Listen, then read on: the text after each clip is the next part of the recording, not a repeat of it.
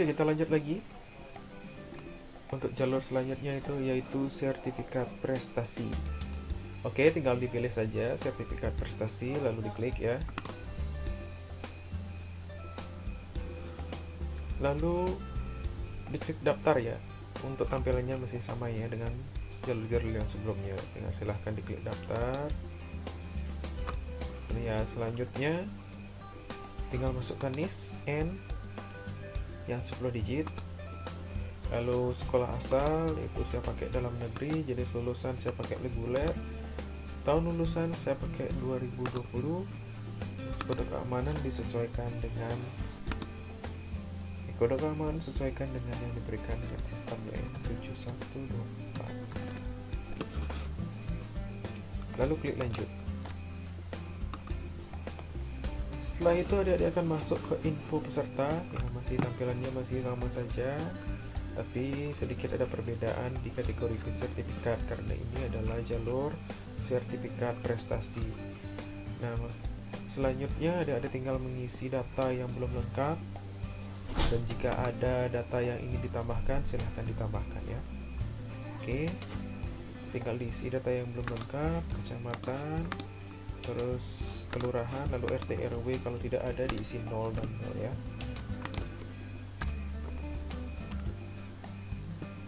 Selanjutnya nomor HP orang tua diisi karena ini penting. Saya isi sembarang sebagai contoh saja. Lalu nomor kartu keluarga atau suket domisili diisi ya, sesuai dengan kakak atau suket adik-adik.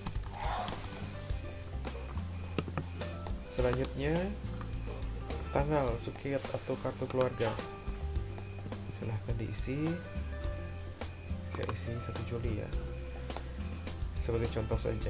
Nah, untuk kategori sertifikat prestasi, adik-adik silahkan tinggal pilih di sini ya, kategori sertifikat prestasi.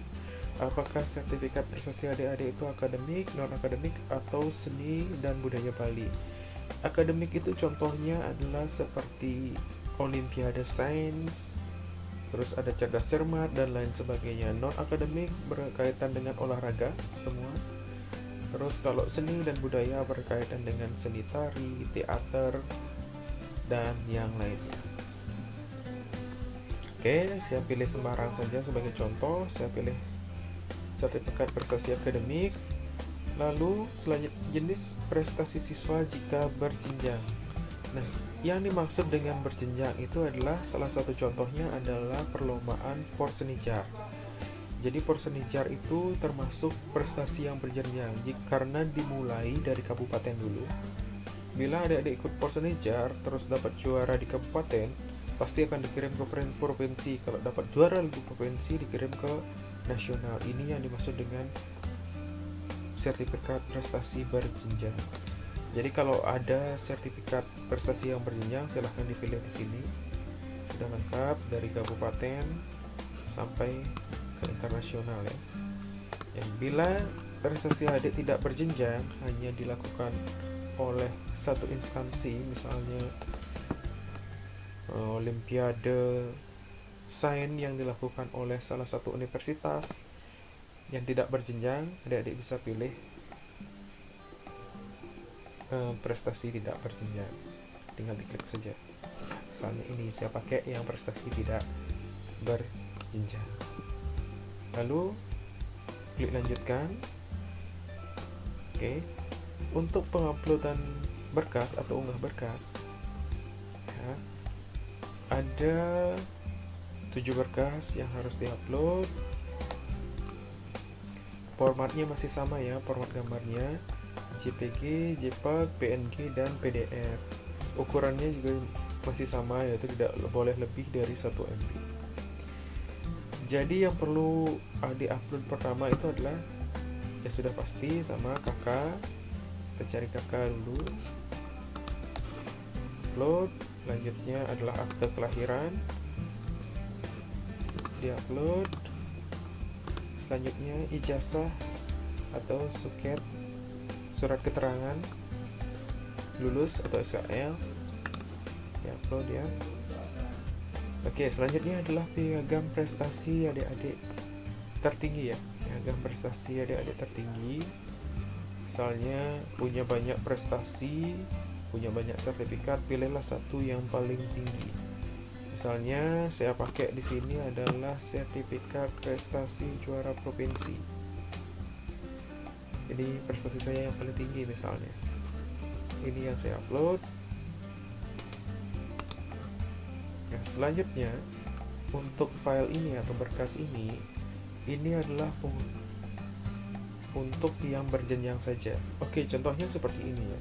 Kalau untuk ini kita baca dulu, foto sertifikat piagam prestasi dengan skor tertinggi bidang akademik dan sebagainya, satu level di bawahnya. Nah, ini adalah untuk prestasi berjenjang. Saya kasih contoh ya. Yang perlu mengupload ini adalah adik-adik yang memiliki sertifikat prestasi berjenjang. Saya kasih contoh ya. Misal adik-adik memiliki sertifikat prestasi juara 1 tolak peluru Porsenijar provinsi. Ya, juara 1 sertifikat tolak peluru Porsenijar provinsi.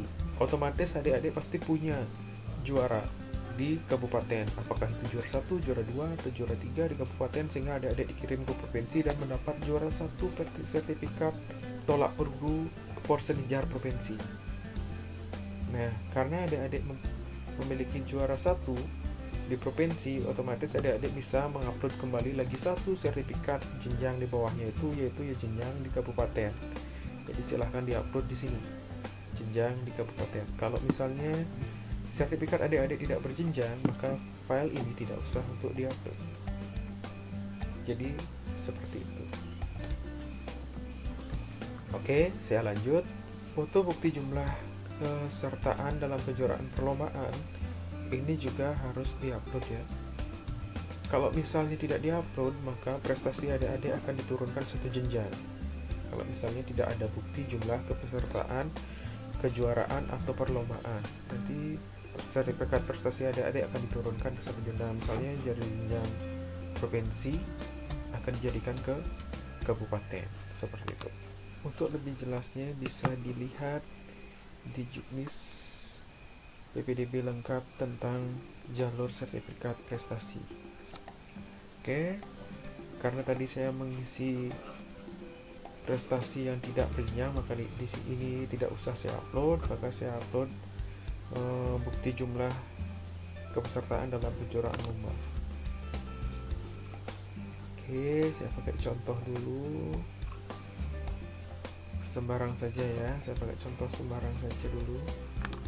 Oke, contoh saja. Jadi saya pakai contoh saja. Selanjutnya adalah surat pernyataan orang tua yang bermaterai 6.000. Surat pernyataan orang tua. Oke. Nah, kalau sudah diisi semuanya, kasih centang. Ingat, ini untuk yang prestasi yang berjenjang ya. Kalau prestasinya tidak berjenjang, nggak usah diisi. Oke, kita klik lanjutkan. Oke, di notif pilihan sekolah, adik-adik hanya bisa memilih satu pilihan sekolah saja. Jadi pergunakanlah kesempatan dengan baik ya. Silahkan klik pilih atau tambah sekolah. Misalnya adik-adik memilih SMA Negeri 1 Ubud, tinggal diklik saja. Nah, kalau sudah, diklik lanjutkan.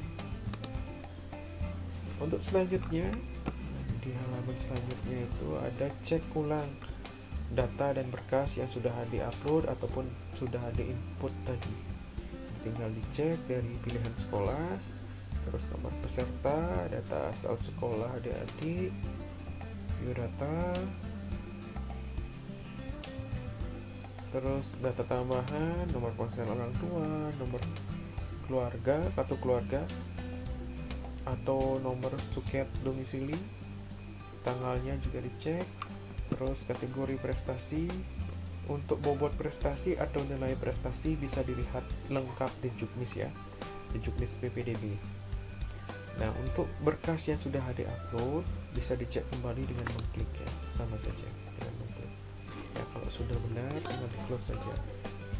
Dilanjutkan mengecekannya sampai semua berkas dirasa sudah benar.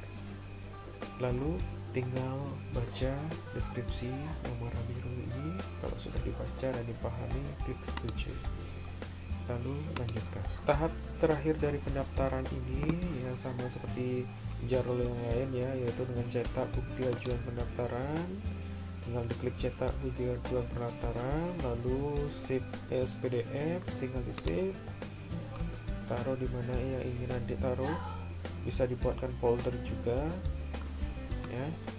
Lalu kalau sudah dibuatkan folder, tempatkan di folder. Lalu kalau mau merubah nama, silahkan dirubah nama filenya juga boleh. Lalu diklik save. Setelah diklik save, berarti data ini sudah kesimpan. Kalau mau print juga silahkan di print nanti untuk bukti ajuan pendaftaran kalau nanti diminta print outnya.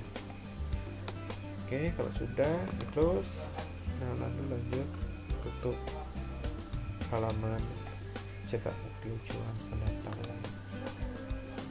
Oke, setelah itu berarti pendaftaran sertifikat prestasi sudah selesai sampai di sini.